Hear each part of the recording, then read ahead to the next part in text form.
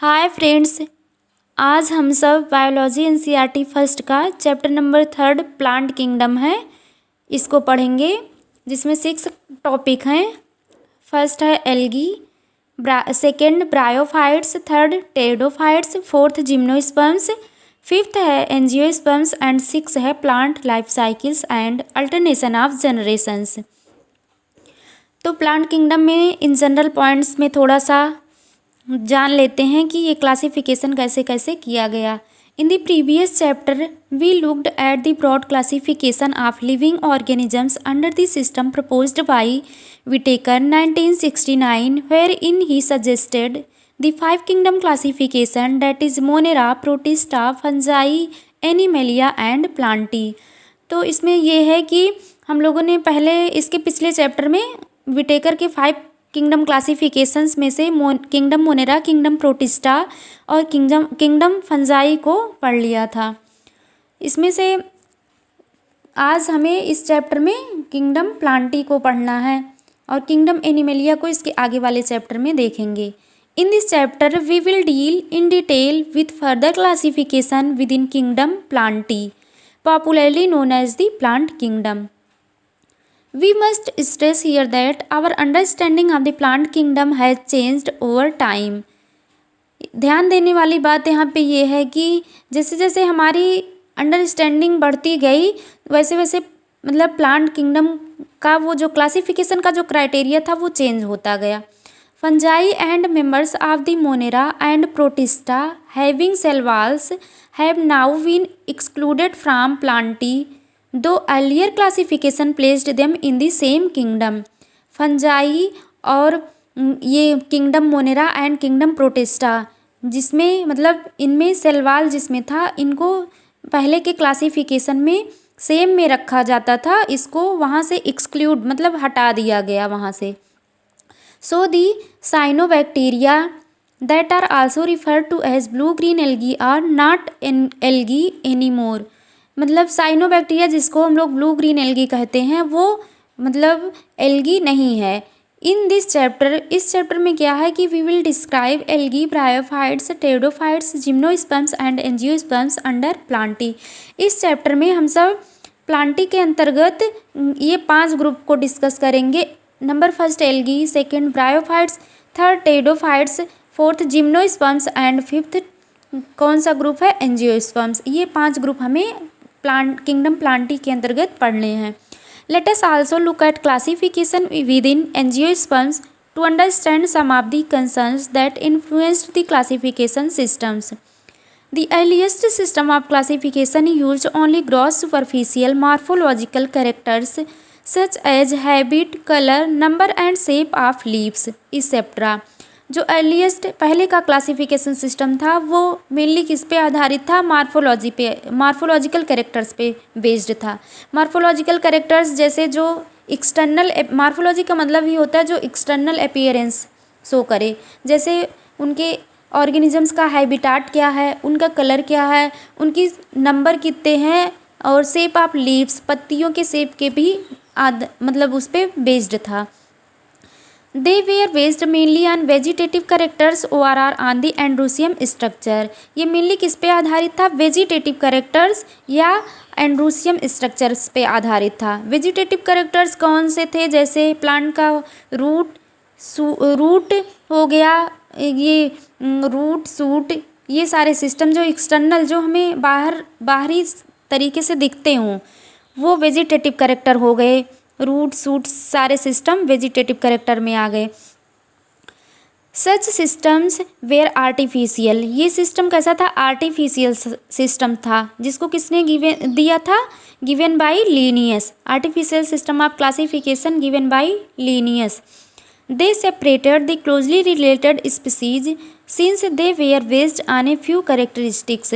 जो कुछ characteristics features पे आधारित थे उनको अलग कर दिया गया, उनके क्लोजली रिलेटेड स्पीसीज से उनको अलग कर दिया गया। Also the artificial system gave equal weightage to vegetative and sexual characteristics.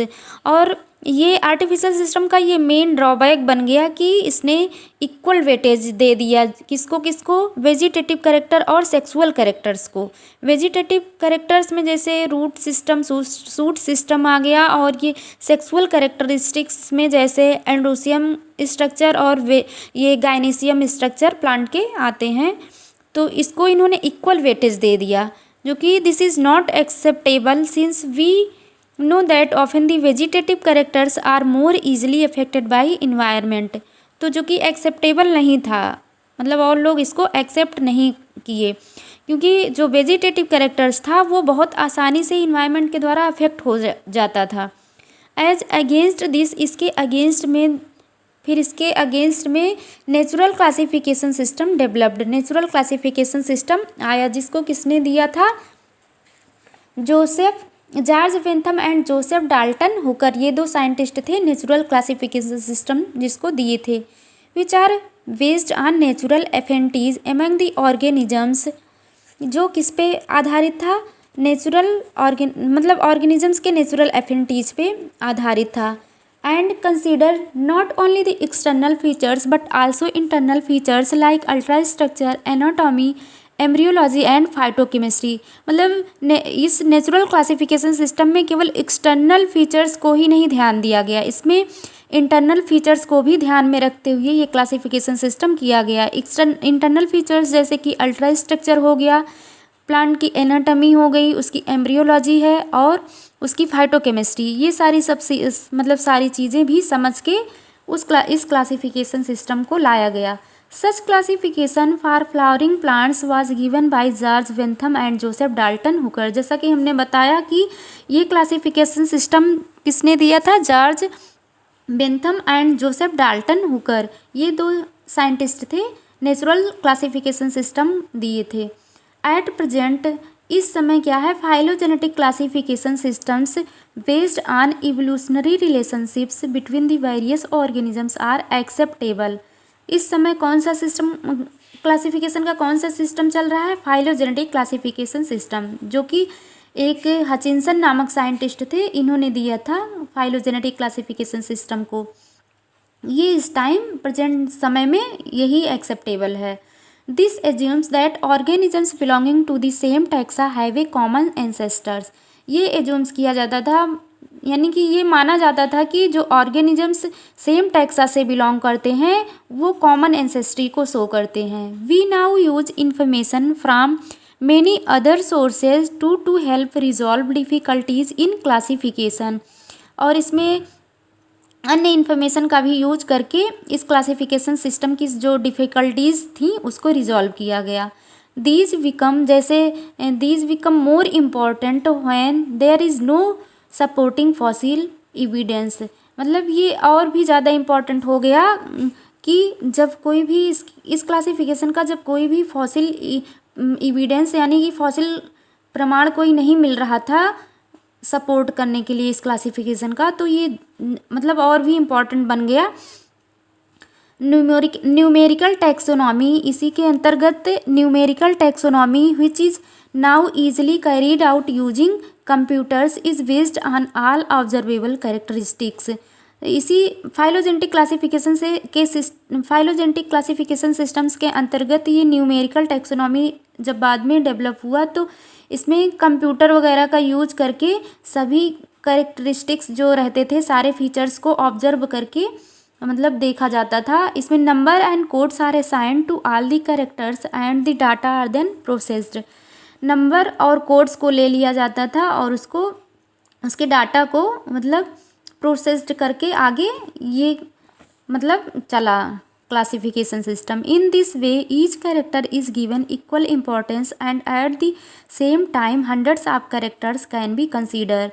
यानी कि कंप्यूटर का यूज करके एक समय में हज़ारों कैरेक्टर्स को कंसीडर किया जा सकता था। तो कंप्यूटर का हेल्प करके ये न्यूमेरिकल टैक्सोनॉमी मतलब जब से आई न्यूमेरिकल टैक्सोनॉमी कंप्यूटर का यूज करके और भी सारे कैरेक्टरिस्टिक्स को मतलब कंसीडर किया गया। Cytotaxonomy that is based on cytological information.